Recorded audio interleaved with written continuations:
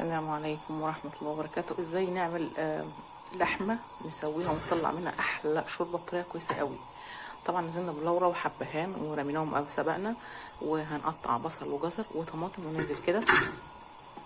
عايزة اعمل احلى لحمة واطلع منها احلى شوربة، واروح رافعة نزلها مسقطة معايا قطع اللحم معايا كده. بسم الله، سيدنا محمد. وبعد كده نديها احلى تشويحه تغير لونها. عايزين نطلع شوربه جميله جدا للحم ونسلقها بطريقه كويسه. كلكم بسرعه بترموا الميه الاول وبعدين بتسلقوها، لا، الطريقه دي احسن واحلى، تطلع لك احلى شوربه رايقه. نسيب اللحمه نحورها لحد ما تغير لونها.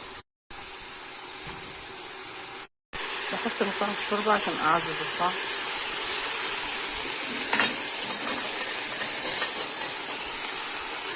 وخلاص كده اللحمه بدات تغير لونها، هنزل بالميه. شايفين التش دي؟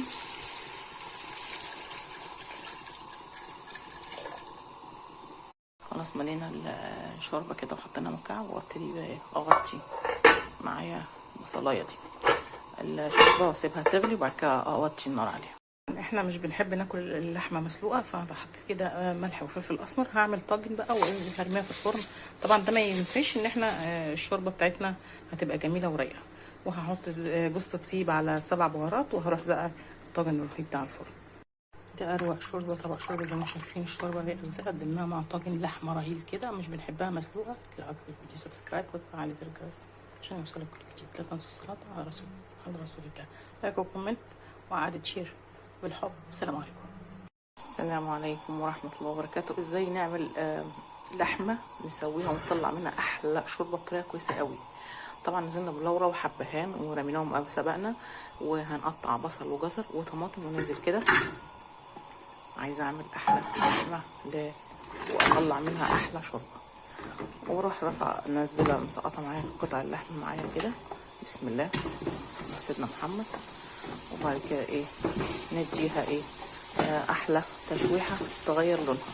عايزين نطلع شوربه جميله جدا للحم ونسلقها بطريقه كويسه. كلكم بسرعه بترموا الميه الاول وبعدين بتسلقوها، لا، الطريقه دي احسن واحلى، تطلع لك احلى شوربه رايقه. نسيب اللحمه نحورها لحد ما تغير لونها. بحط مكعب الشوربه عشان اعزز الطعم.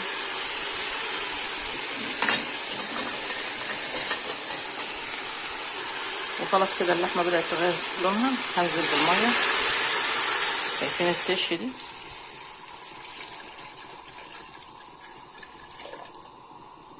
خلاص ملينا الشوربه كده وحطينا مكعب، وابتدي بقى اغطي معايا البصلايه دي الشوربه واسيبها تغلي، وبعد كده اوطي النار عليها.